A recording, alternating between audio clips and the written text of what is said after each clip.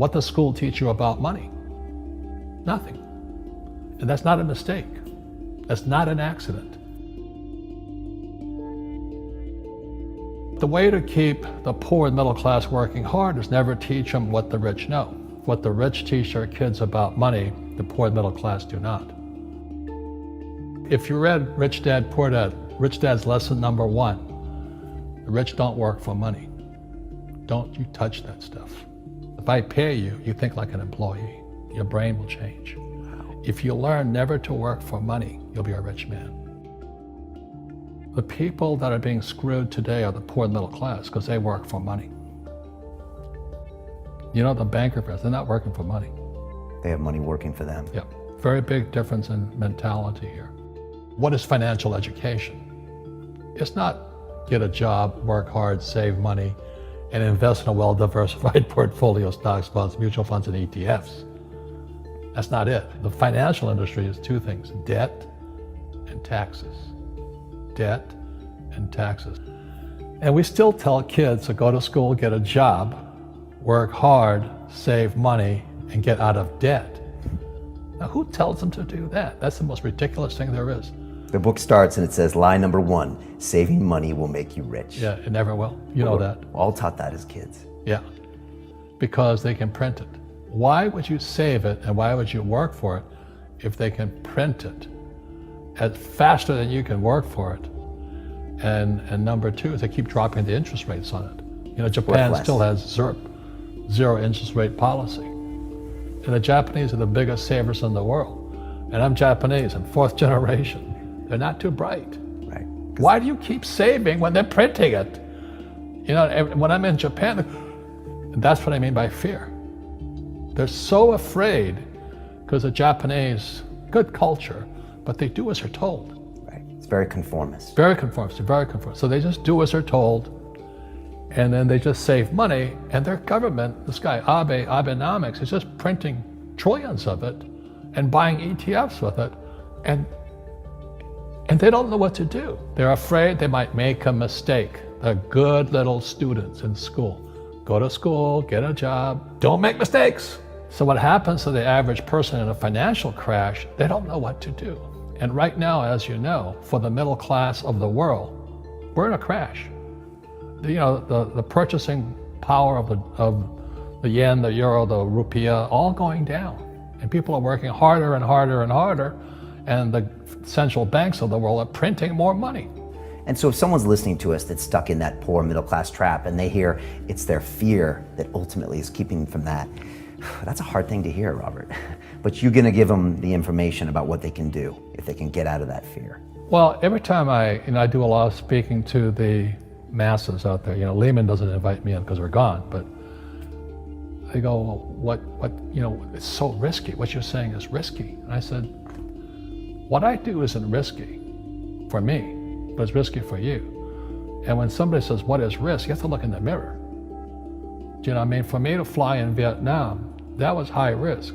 But the higher the risk, the more you have to study. You know that, I know that. So if you're not gonna study, you're not gonna practice and all that, then you should do what Wall Street tells you to do. Buy 401ks, mutual funds, ETFs and all that. But that's where they're fake assets, because they only make Wall Street or the city of London rich. Just watch where the cash is flowing. Follow the money. The reason the rich don't work for money is number 1 expense is tax. See, there's 3 kinds of income: earned, portfolio, passive. So earned income is if I get a job, that's earned income. If I'm a doctor or a programmer, that's earned income, because I'm working for it. If I buy, let's say, Apple for $10 and I sell it for $20, that's portfolio income, capital gains. Yeah. But passive income, which is cash flow, is never taxed. So it's not, and so these guys are screaming right now in America, tax the rich. I said, good luck. Because most of the guys complaining, they don't know there's 3 kinds of income. And the rich don't have jobs anyway. They have assets. And so the average schmo out there, poor guy, you know, sent the kid to school, they don't learn this. So that's why in fake, as you were talking about it, there's a newspaper article about Jared Kushner. And he explains how the Trumps and the Kushners don't pay taxes and make millions of dollars. And the reporter couldn't understand him because they're not, our schools will never teach you that 3 types of income. And they judged him and say they're wrong and it's cheating. And we see that over and over again. Amazon not paying taxes. What do you say to people when they come up to you and say, Robert, it's not fair. It's not fair they're not paying taxes. Well, there's always 3 sides to a coin, heads, tails, and the edge. So which side of the coin are you on? From my side, it's fair. But this is the difference. Everybody can do the same thing I do because the tax laws are for everybody. We don't say, well, the tax law is only for the rich. No, the tax laws are for everybody to use if you have the right financial education. And the reason I'm an advocate of financial education, without that education, you have to pay taxes. You see, very few people will buy what I do, make $1 million and pay 0 tax. That takes, and my rich dad taught me that playing Monopoly. That's how it started, 4 greenhouses, 1 red hotel. Or the McDonald's formula, I write about it here. McDonald's, Ray Kroc. Yeah. McDonald's is in the real estate business. So they sell hamburgers, but they buy real estate, so they pay no taxes. This guy Bezos, he's $16 billion. How much tax did they pay on that $16 billion? 0.